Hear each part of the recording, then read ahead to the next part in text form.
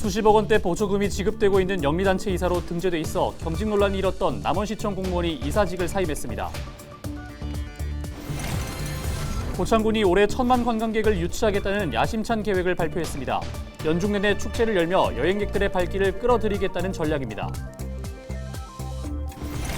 순창군 팔덕면의 한 야산에서 불이 나 30여 분 만에 꺼졌습니다. 이불로 산을 오르던 80대가 얼굴에 1도 화상을 입고 병원으로 옮겨져 치료받고 있습니다. 지난 2월 전북의 생산과 소비가 모두 감소했습니다. 광공업 생산은 지난해 같은 달에 비해 1.7% 감소했고 대형 소매점 판매액도 6.4% 줄었습니다.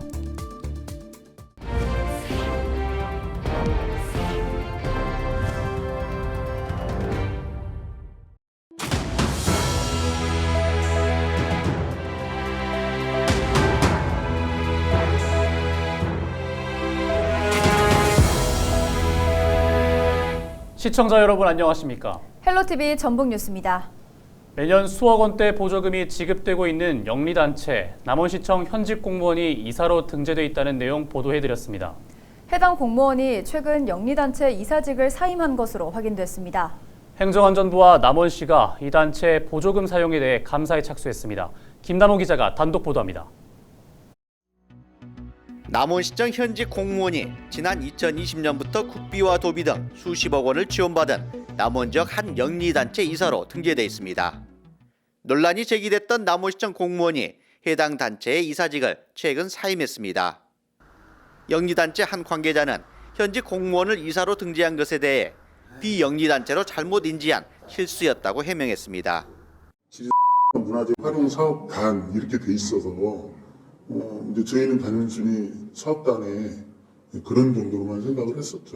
실수도 잘못이니까 그런 부분을 인정을 하는데 이렇게 말씀드릴 수 있는 건 명백한 실수였다라고.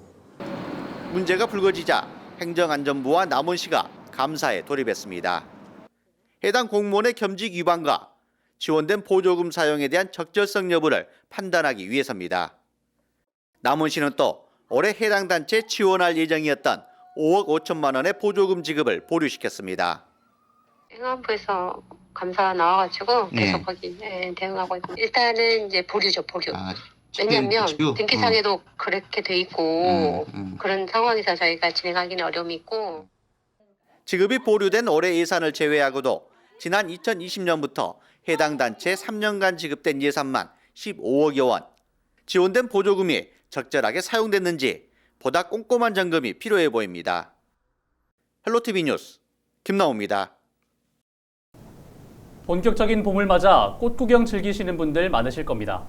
코로나로 움츠러들었던 지역 관광업계도 기지개를 켜고 있는데요.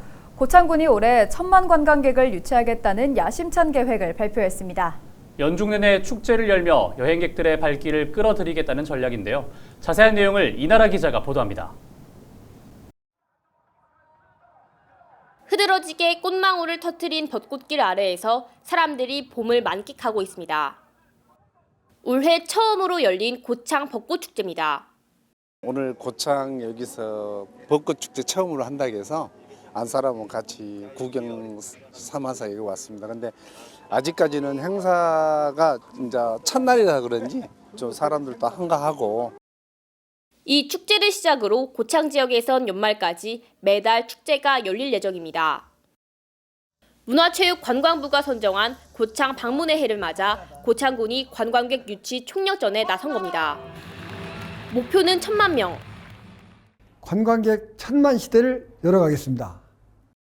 5만 명대인 고창 인구의 200배나 되는 인원을 끌어모을 수 있을까? 문화체육관광부가 집계하는 주요 관광지 입장객 통계에서 지난해 고창 판소리 박물관 등 관광지 13곳을 찾은 입장객은 200만 4천여 명입니다.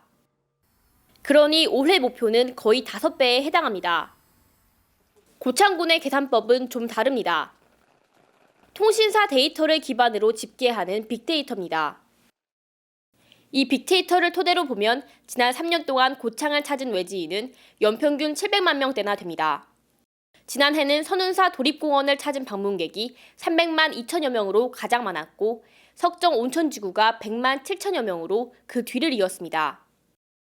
만돌갯벌 체험마을과 무장읍성, 독림철새 도래지 방문객 수는 감소세입니다. 고창군은 특정 관광지 방문객 감소는 코로나19와 조류 인플루엔자의 영향이었던 만큼 올해는 1,000만 관광객을 모을 수 있다고 자신합니다.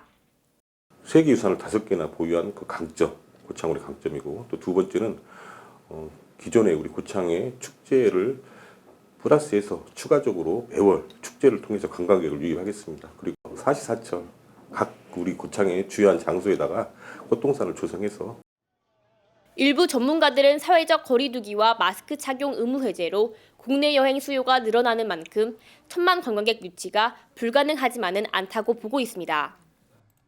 목표 달성을 위해서는 고창에서 잇따라 열릴 축제가 지역 문화의 매력을 담는 차별화에 초점을 맞춰야 한다고 조언합니다. 얼마나 내실 있게 하고 지역민들이 그 축제를 또 즐기고 지역에 있는 역사적인 인물이나 또 문화적인 자원이나 역사적인 사건이나 이런 지역의 특성을 반영한 그러한 주제로 축제를 진행해야 한다.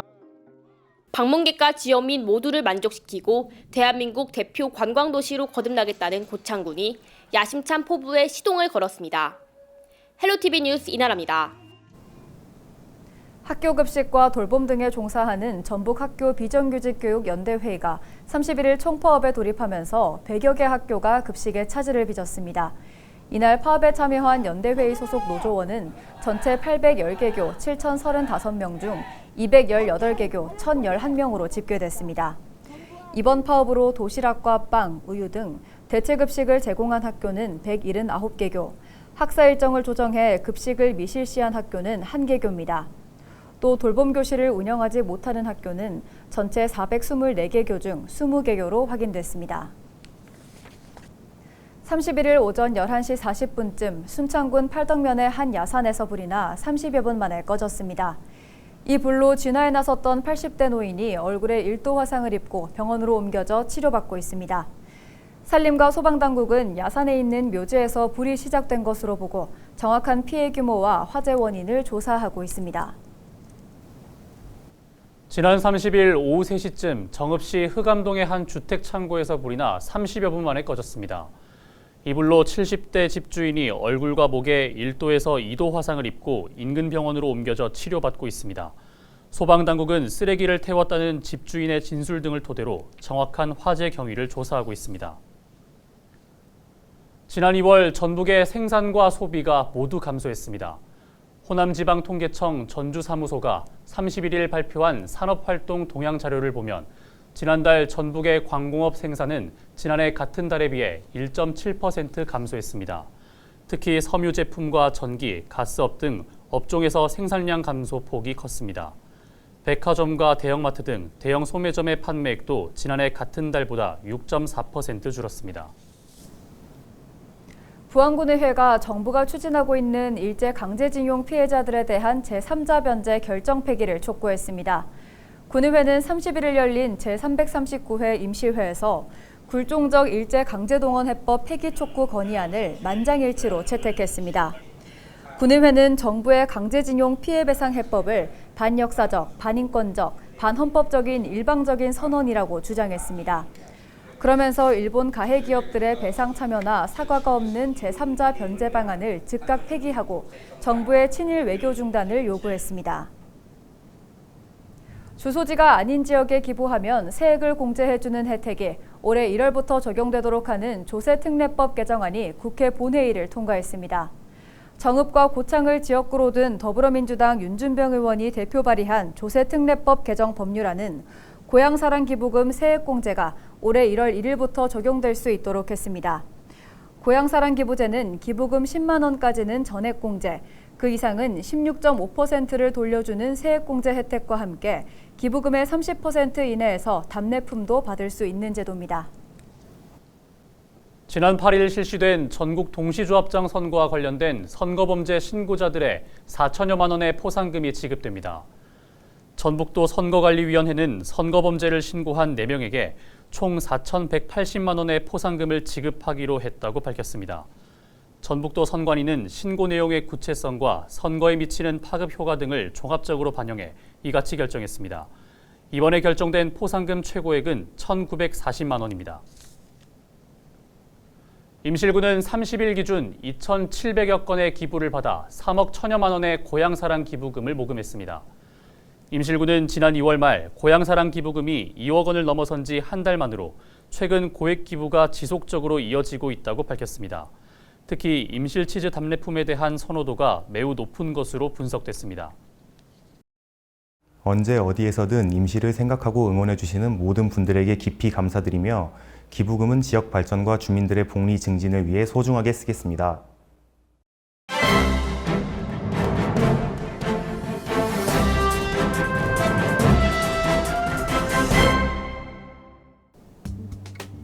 신문 브리핑 전북 도민일보 기사입니다. 전북 지역 초중고등학교에서 매일같이 벌어지는 급식 잔반을 처리하기 위해 억 단위 이상의 예산이 낭비되고 있는 것으로 나타나고 있다고 합니다. 최근 4년간 40억이 넘는 예산이 급식 잔반 처리비로 투입된 것도 모자라 버려진 음식물이 각종 환경오염 문제를 낳는 것으로 드러나면서 교육당국의 세심한 관심이 필요하다고 신문은 전했습니다. 전북도 교육청에 따르면 지난 2019년부터 지난해까지 최근 4년간 도내 학교급식 잔반 처리에 투입된 예산은 총 42억 2만 6천 원으로 집계됐다고 합니다.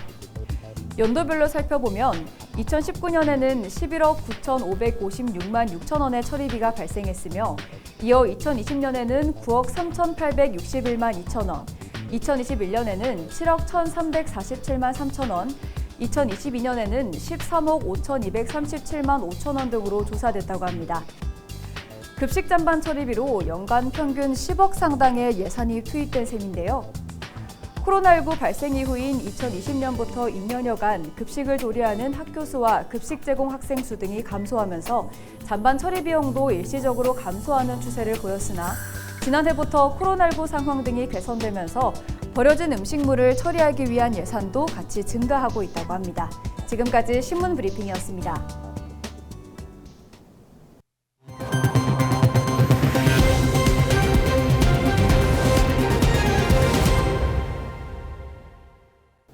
의회 활동을 통해 정책에 참여하고 민주적인 의사결정을 체험하는 어린이 청소년 의회가 구성돼 운영에 들어갑니다. 김제시는 지난 27일 제2대 어린이 청소년 의회 발대식을 열고 국회와 김제시 의회 견학을 시작으로 의회 아카데미와 정책 제안 대회 등을 통해 아동 복지 증진을 위한 정책을 발굴하기로 했습니다. 어린이 청소년 의원 24명은 이날 의원 배지와 의원증, 위촉장 등을 받았습니다. 정읍시가 다음 달 3일부터 28일까지 신혼부부 전세자금 대출이자 지원사업 신청자를 모집합니다. 지원 대상은 혼인신고를 한 지 5년 이내인 무주택자로 전세자금 대출잔액의 1% 이내인 최대 100만 원까지 지원받습니다. 또 부부 합산 연소득이 8천만 원 이하인 가구에 해당합니다. 부안군 상서면 우덕마을이 대통령 직속 국가균형발전위원회가 주관한 농어촌 취약지역 생활여건 개조 사업에 선정됐습니다. 이에 따라 부안군은 우덕마을에 앞으로 4년 동안 14억 6천만 원을 투입해 마을 안길과 오래된 담장, 마을회관 등을 정비하고 복지관을 조성할 계획입니다. 부안군은 주민 기본 생활 수준을 보장하기 위해 진행하는 이번 사업에 2019년부터 5년 연속 선정된 바 있습니다. 순창고추장 민속마을 일원에서 장독대 분향과 장담극이 행사가 열렸습니다. 순창구는 지난 25일 개최한 장독대 분향 장담극이 행사에 120여 명이 참여했다고 밝혔습니다. 전통 장담극의 유네스코 등재 기원을 위해 열린 이번 행사는 타악과 난타 공연, 전통장 역사와 발효에 대한 강의, 장 만들기 체험 등으로 진행됐습니다. 고창군이 작년 12월부터 올해 1월까지 진행한 희망 2023 나눔 캠페인에서 도내에서 가장 많은 금액을 모금해 최우수 기관으로 선정됐습니다. 나눔 캠페인을 진행한 전북사회복지공동모금회는 7억 4,300만 원을 모금한 고창군에 표창패와 인센티브 3천만 원을 수여했습니다. 고창군은 인센티브 3천만 원은 지역 맞춤형 특화 사업비로 쓰고 기탁된 성금은 지역 위기가정 긴급 지원 등으로 지원할 계획이라고 밝혔습니다. 이상으로 뉴스를 마칩니다. 함께해 주신 여러분 고맙습니다.